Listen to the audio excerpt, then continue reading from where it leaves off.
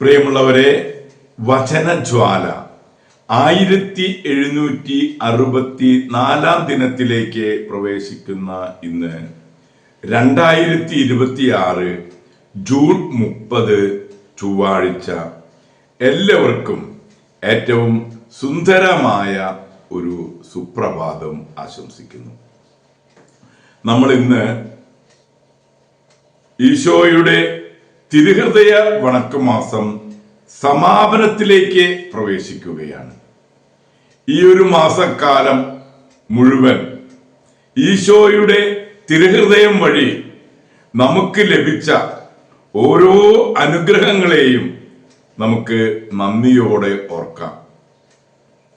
ഇന്നത്തെ വചന വായനയിൽ എസെക്കിയേലിന്റെ പുസ്തകം 40-ാം അധ്യായം 10 മുതൽ 30 വരെയുള്ള തിരുവാക്യങ്ങളാണ് നാം ശ്രവിക്കുക.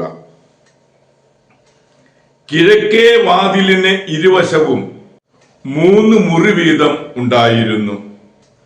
എല്ലാറ്റിനും ഒരേ അളവ് തന്നെ. ഇരുവശങ്ങളിലുമുള്ള കട്ടിളപ്പടികൾക്കും ഒരേ അളവ് തന്നെ.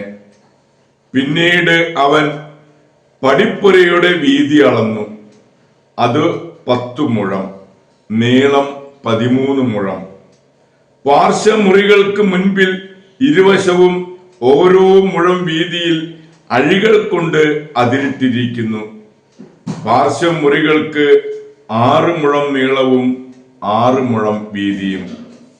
അവൻ പാർശ്വമുറികളിൽ ഒന്നിന്റെ മേൽക്കൂര മുതൽ എതിർവശത്തുള്ളതിന്റെ മേൽക്കൂര വരെ പടിപ്പുരയുടെ നീളം അളന്നു. വാതിൽ മുതൽ വാതിൽ വരെ 25 മുഴം. അവൻ പൂമുഖം അളന്നു 20 മുഴം. പടിപ്പുരയുടെ പൂമുഖത്തിന് ചുറ്റും അങ്കണമുണ്ടായിരുന്നു.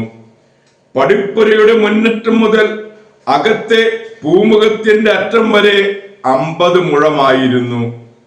പടിപ്പുരയ്ക്ക് ചുറ്റും പാർശ്വമുറികളിലും പൂമുഖത്തിനുള്ളിലും അകത്തേക്ക് ഇടുങ്ങിയ കിളിവാതിലുകൾ ഉണ്ടായിരുന്നു. കട്ടിളപ്പടിമേൽ ഈന്തപ്പന ചിത്രണം ചെയ്തിരുന്നു. അവൻ എന്നെ പുറത്ത് അങ്കണത്തിലേക്ക് കൊണ്ടുപോയി. അവിടെ അങ്കണത്തിന് ചുറ്റും മുറികളും കൽത്തളവും ഉണ്ടായിരുന്നു. കൽത്തളത്തിന് അഭിമുഖമായി 30 മുറികളാണ് ഉണ്ടായിരുന്നത്. പടിപ്പുരകളുടെ നീളത്തിനനുസൃതമായി അവയോട് ചേർന്നായിരുന്നു കൽത്തളം. ഇതായിരുന്നു താഴത്തെ കൽത്തളം. താഴത്തെ പടിപ്പുരയുടെ മുൻവശം മുതൽ അകത്തെ അങ്കണത്തെ പുറത്തെ അറ്റം വരെയുള്ള ദൂരം അവൻ അളന്നു 100 മുഴം. അവൻ എന്റെ മുൻപിൽ വടക്കോട്ട് നടന്നു.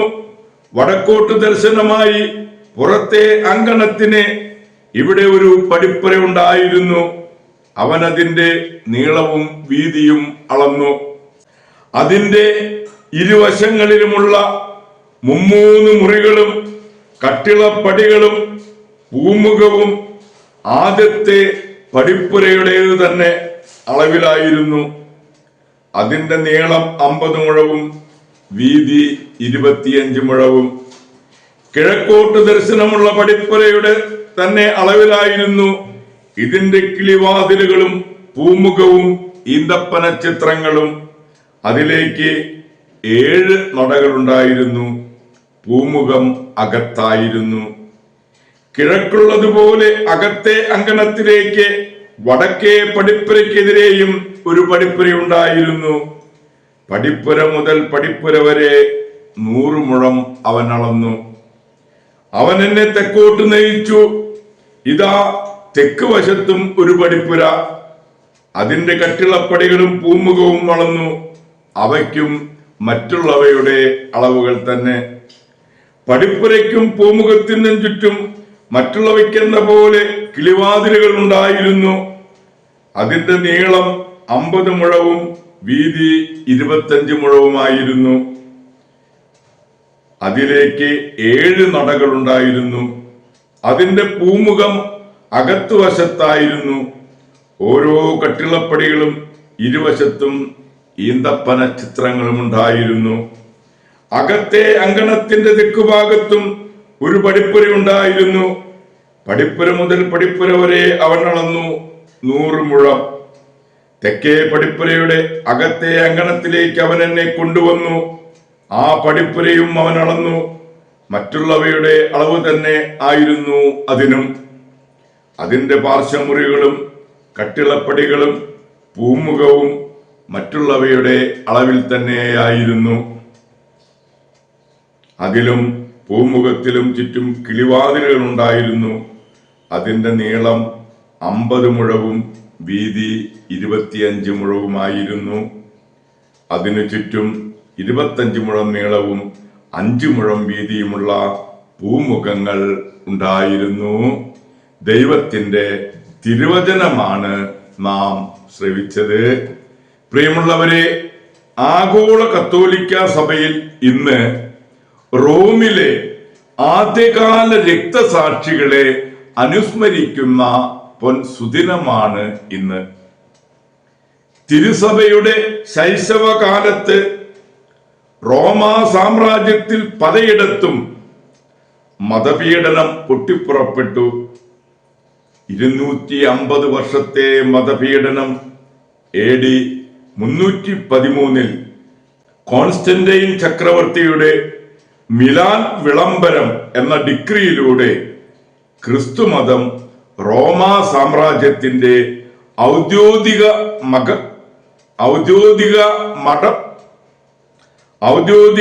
മതമായി പ്രഖ്യാപിച്ചു. ദിവ്യബലി അർപ്പണത്തിൽ ഒന്നാമത്തെ കാനനിൽ രക്തസാക്ഷിത്വത്താൽ മരിച്ചവരെ ഓർക്കുന്നു. ഈ രക്തസാക്ഷികളുടെ ചുടുനിറമാണ് തിരുസഭയ്ക്ക് കാരണമായത്. നമ്മുടെ വിശ്വാസവും ജീവനുള്ള സത്യമാണെന്ന് കാണിച്ചു തരാൻ തിരുസഭ ആഗ്രഹിക്കുന്നു. ചിലപ്പോൾ അവരെപ്പോലെ നമുക്കും സത്യത്തിന് സാക്ഷ്യം വഹിക്കേണ്ടി വന്നേക്കാം. അതുകൊണ്ടാണ് തിരുസഭ ആദ്യകാല രക്തസാക്ഷികളുടെ ഓർമ്മ ഇന്നേ ദിവസം ആചരിക്കുന്നത്. റോമിലെ ആദ്യകാല രക്തസാക്ഷികളുടെ മാധ്യസ്ഥം യാചിച്ച് ഇന്നത്തെ ഈ ദിവസത്തിലേക്ക് നമുക്ക് പ്രവേശിക്കാം. ഈ മാസം മുഴുവൻ നമ്മൾ ഈശോയുടെ തിരുഹൃദയത്തെ ഓർത്ത് പ്രാർത്ഥിക്കുകയായിരുന്നു. ഈശോയുടെ തിരുഹൃദയവും റോമിലെ രക്തസാക്ഷികളും നമ്മെ ശക്തിപ്പെടുത്തട്ടെ. എല്ലാവർക്കും ഏറ്റവും നല്ല ഒരു ചൊവ്വാഴ്ച ദിവസം ആശംസിക്കുന്നു. ദൈവം നമ്മെ ഓരോരുത്തരെയും സമൃദ്ധമായി അനുഗ്രഹിക്കട്ടെ.